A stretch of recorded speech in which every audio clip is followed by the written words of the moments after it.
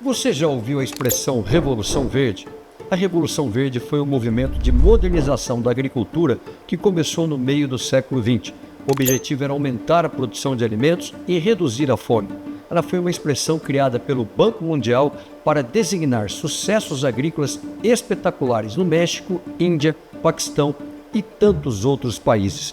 Tudo começou na equipe do general Douglas MacArthur no Japão no final da Segunda Guerra Mundial, com um cientista agrícola que coletou 16 amostras de trigo.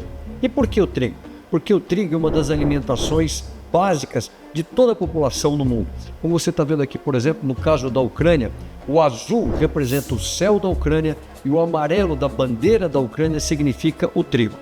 E esse trigo desse experimento era um trigo que crescia metade do normal e ele enviou algumas sementes para os Estados Unidos. Em solo americano, quando ele colocava fertilizante, a planta crescia, mas caía. Então ele iniciou um processo de cruzamento para tentar fazer variedades pequenas. No meio desse experimento, um agrônomo americano chamado Norman Borlaug o visitou e levou essas sementes para o México.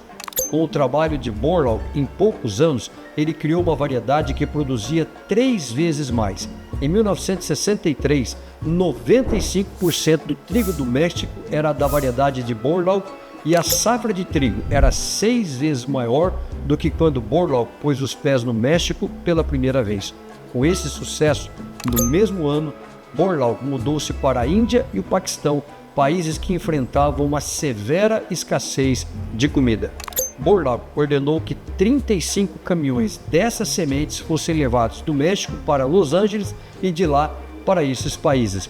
Infelizmente, o comboio de Borlaug enfrentou problemas desde o início.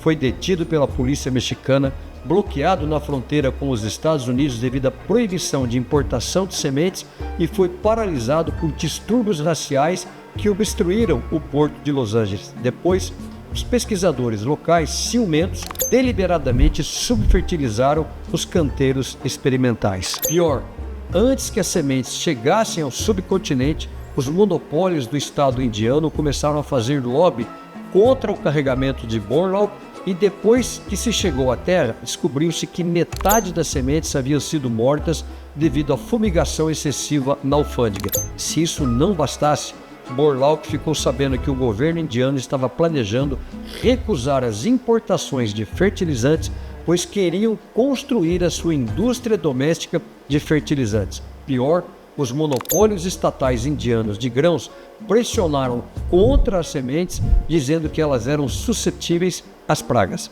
Mais tarde, Borlaug contou que depois de resolver todos esses problemas, ele foi dormir pensando que tudo estava finalmente resolvido. Mas quando acordou com a notícia de que havia iniciado a guerra entre a Índia e o Paquistão. Mesmo em meio à guerra, Borlaug e sua equipe continuaram a trabalhar incansavelmente plantando essas sementes. Muitas vezes os campos estavam à vista de flashes da artilharia dessa guerra. Persistindo em seu trabalho, mais tarde Borlaug começou a colher o fruto da sua pesquisa. O ministro da Agricultura do Paquistão elogiou as variedades em um pronunciamento pelo rádio. O ministro da Índia arou e semeou o seu próprio campo de cricket. Em 1968, a safra de trigo foi surpreendente em ambos os países. Não houve gente bastante, carros de bois, caminhões ou instalações suficientes para o armazenamento. Foi estocado até em escola. Em março de 1968, o Correio da Índia lançou um selo para comemorar a revolução do trigo. O resultado foi estrondoso no aumento da produção de alimentos. Somando-se todas as safras de cereais de todo o mundo em 2005, foi produzido o dobro de volume de grãos de 1968 na mesma extensão de terras. O trabalho de Borlaug provou que Malthus estava errado. Por esse trabalho, Borlaug é apenas um dos 7 a receber a medalha de ouro do Congresso e a medalha presidencial da Liberdade. Em 1970, ele vence o Prêmio Nobel da Paz e, como cristão devoto, citou a Bíblia em seu discurso. Assim, Norman Borlaug foi a primeira pessoa na história a salvar fisicamente mais de 1 bilhão de vidas humanas, mas também deve receber crédito por salvar criaturas selvagens e diversas espécies vegetais em mais de 31 milhões de quilômetros quadrados de florestas globais que há muito teriam sido devastadas sem a agricultura de alta produtividade na qual ele foi o pioneiro. Ele foi um dos personagens únicos em nossa história.